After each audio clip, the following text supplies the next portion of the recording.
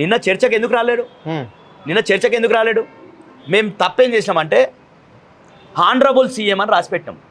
ఆయన హానరబుల్ కాదు, గౌరవనీయులు కాదు ఆయన రేవంత్ రెడ్డి. గౌరవం ఏడుంది ఆయనకు?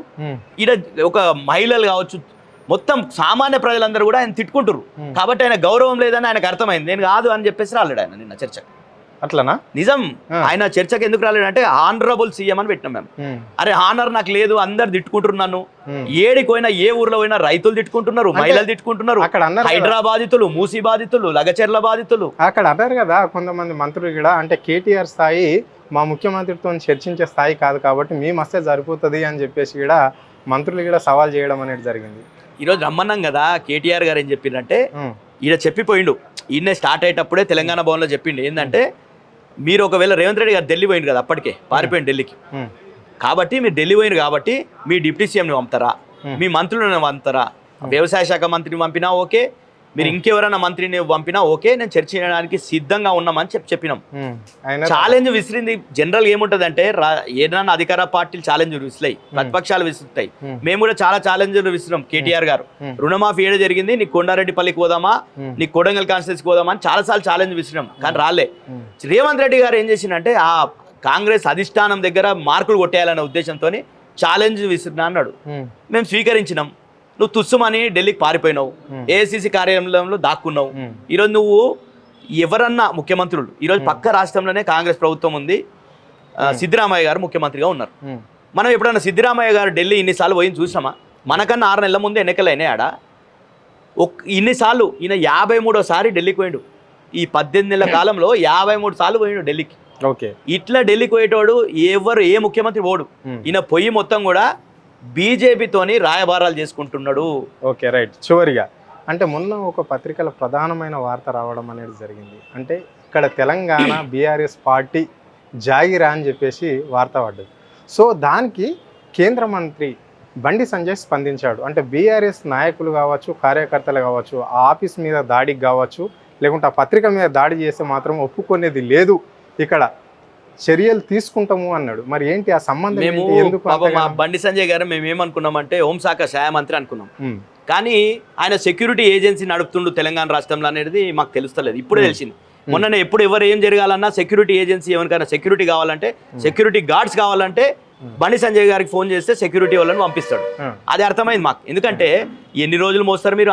ఇంతకుముందు గతంలో ఫస్ట్ మోడీ గారు వచ్చినప్పుడు చంద్రబాబుకు ఒత్తాసు వాడి తెలంగాణకు సంబంధించిన 7 మండలాలని, తెలంగాణ రాష్ట్ర ఆవిర్భావ దినోత్సవం జరగక ముందే నువ్వు మొత్తం కూడా 7 మండలాలని, సీలేరు ప్రాజెక్ట్ని మొత్తం కూడా అప్పనంగా చంద్రబాబుకి అప్పచెప్పినావు. చంద్రబాబుతో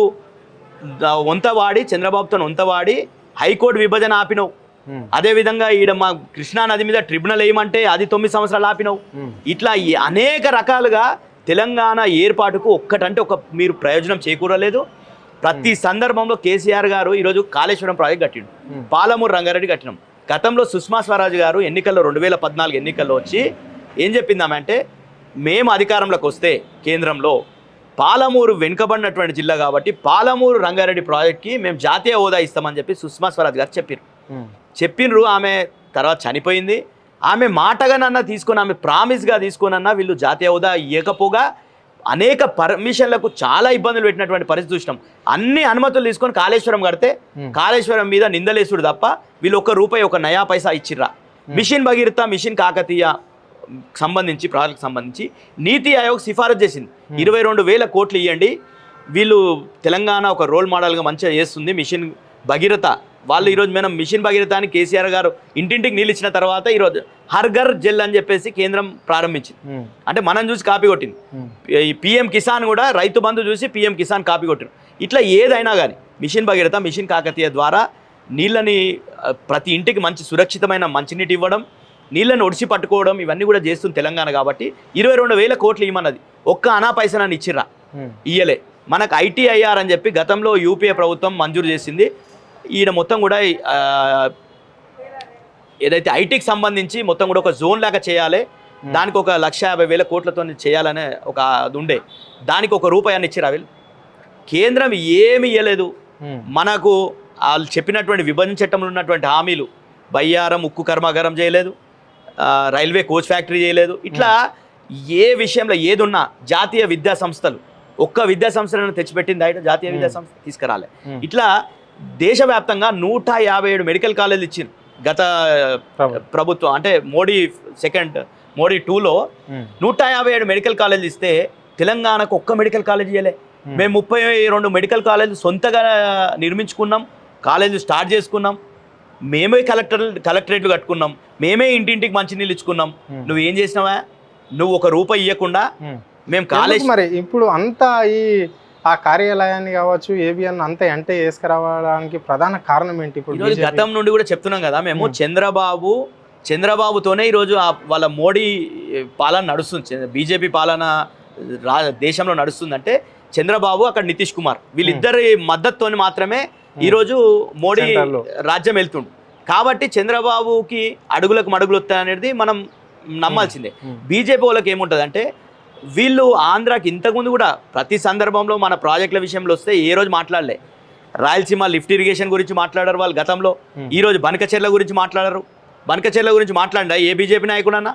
ఏం బండి సంజయ్ గారు ఎక్కడ మాట్లాడుతున్నారు మీరు? బనకచెర్ల ప్రాజెక్ట్ కడితే నీ కరీంనగర్కి నీళ్ళు ఎట్ల నుంచి రావాలి?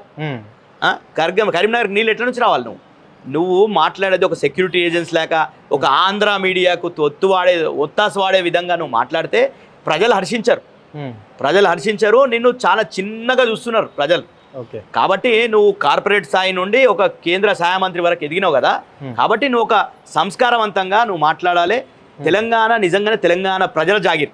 తెలంగాణ ప్రజలకు ఎవరైతే రక్షణగా ఉన్నారో, తెలంగాణ రాష్ట్రాన్ని ఎవరైతే సాధించి పెట్టిర్రో, తెలంగాణ రాష్ట్ర పోరాటంలో బీజేపీ ఏ పాత్ర ఉన్నది బీజేపీది? ఉత్తరాన అందరు రెడీ అయినాక టెంట్ రెడీ అయినంత తర్వాత వచ్చి కూర్చున్నటువంటి వాళ్ళు బీజేపీ వాళ్ళు ఆ రోజు ఉద్యమంలో. అట్లాంటి వాళ్ళ పాత్ర రాజీనామా చేయమంటే, ఎమ్మెల్యేలు రాజీనామా చేయమంటే కిషన్ రెడ్డి రాజీనామా చేయకుండా తప్పించుకున్నటువంటి నాయకుడు కిషన్ రెడ్డి. కాబట్టి వీళ్ళు బీజేపీ వాళ్ళ పాత్ర ఎంత గొప్ప ఉన్నదో మనకు తెలుసు. తెలంగాణ ఉద్యమంలో, తెలంగాణ రాష్ట్ర ఏర్పాటులో ఒక్క ఓటు 2 రాష్ట్రాలు అన్నారా? కాకినాడ తీర్మానం చేసిరా? ఎందుకు చేయలేరండి? ఈరోజు ఇంతమంది సావుకు యూపీఏ ఏ విధంగా అయితే కారణమో బీజేపీ కూడా నువ్వు కూడా కారణం కదా. ఓట్లు వేసుకున్నావు ఆ రోజు, కాకినాడ తీర్మానం అన్నావు, ఒక ఓటు వేస్తే 2 రాష్ట్రాలు అన్నావు, మిగతా రాష్ట్రాలు విభజించినావు, 3 రాష్ట్రాలు ఇచ్చినావు. తెలంగాణ ఎందుకు ఇవ్వలేవు నువ్వు?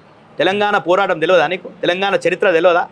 కాబట్టి తెలంగాణ సోయి లేనటువంటి వాళ్ళు బండి సంజయ్ కావచ్చు, ఇంకా వేరే వాళ్ళు, ఇప్పుడు ఆ రామచంద్రరావు, ఆయనకి ఇక్కడ ఉండే సెటిలర్లు ఓట్లు వేస్తారనే భావనలో ఆయన ఉన్నాడు. కాబట్టి వీళ్ళంతా కూడా ఒక సెక్యూరిటీ ఏజెన్సీ నడుపుకుంటున్నారు. మీరు సెక్యూరిటీ ఏజెన్సీ నడుపుకోండి. ఏబిఎన్ కాపలు కాయండి, మహాన్యూస్కి కాపలు కాయండి, కాపలు కాసుకోండి. ఎవరన్నా ఇంకా మాకు కూడా అడిగితే ఎవరైనా సెక్యూరిటీ వాళ్ళు కావాలంటే మేము మీ దగ్గరికి పంపిస్తాం. బండి సంజయ్ గారు సెక్యూరిటీ ఇవ్వండి, మీరు సెక్యూరిటీ గార్డులను పంపించండి. Okay, right. ఇది ఈరోజు సుభా పటేల్తోని FTF